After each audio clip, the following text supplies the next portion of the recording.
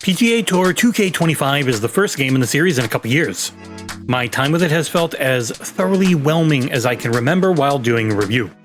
Featuring decent physics, sometimes decent graphics, decent commentary, and decent variety, it is definitely a video game.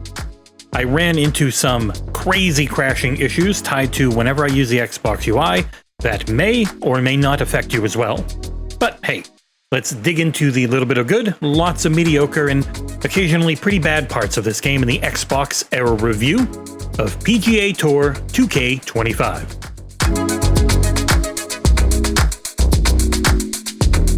The sport of golf is itself in an odd place, with the PGA and LIB organizations in a constant will they won't they dance of merger negotiations.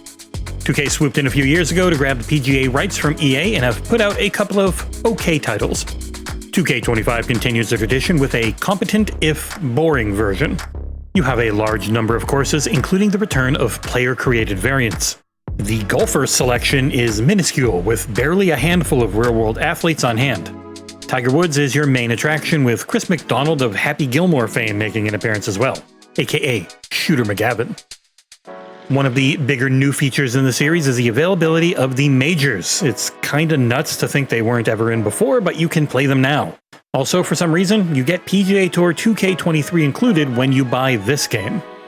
Golf itself is one of the more devilishly tricky sports to make feel right in video game form. You've either got full-on simulations, which are nearly impossible to actually finish a hole on, while making things too arcadey swings the difficulty way in the other direction. 2K25's default mode is definitely on the easier side of things. You can set your preferred swing style, where I stuck with the right analog stick down then up instead of the triple tap method, and the game just kinda aims for you.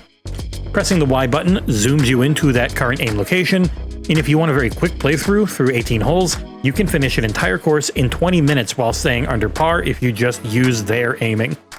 Bumping the difficulty up meant each hole could take that long on its own. When using my created character on the higher difficulties, it felt nearly impossible to sink any putt more than 5 feet. Front and center at all times is my player. The game wants you to focus on your created character and, hopefully, spend money to level him up and make him look nice. There was a patch just before launch, thankfully, that gratefully increased your rewards that you get from completing quests. Because before that patch, I could not have imagined how long it was going to take to grind out level 99. As is, you can buy gear, or you can just straight up use that microtransaction coin money to level your character when specific ability points are available. At this point, it's just normal for 2K, and while I'm not a fan of it, I still had fun in the system without ever engaging with microtransactions.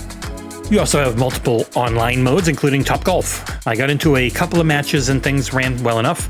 It was hard to find them during the review period, but server stability and latency were fine, though that does tend to be the case before a game is actually launched. You can hold tournaments, do quick play, and pass the controller around for local multiplayer. And like every other part of the game, it ticks all of your standard boxes without anything to make it stand out. I wasn't great with the course creator on a controller. It required a little bit more patience and fine-tuning than I can normally stand, but it felt, again, thoroughly competent. What isn't competent are the graphics. 2K25 is pretty ugly. If you told me this game was released during the very early Xbox One and PS4 years, I'd believe you. There are also performance and quality modes featuring 60 and 30 FPS. Performance mode is so mobile game looking that I gave in and mostly played on quality.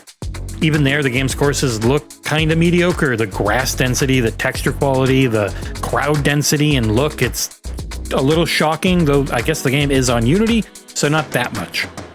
That crowd density and graphic fidelity is kinda nuts to me still, though. Tiger Woods, I think, kinda obviously had the most work put into his character model by far, and my created character, modeled after Carl from Aqua Teen Hunger Force, was decently ugly based on how I maxed out every single slider.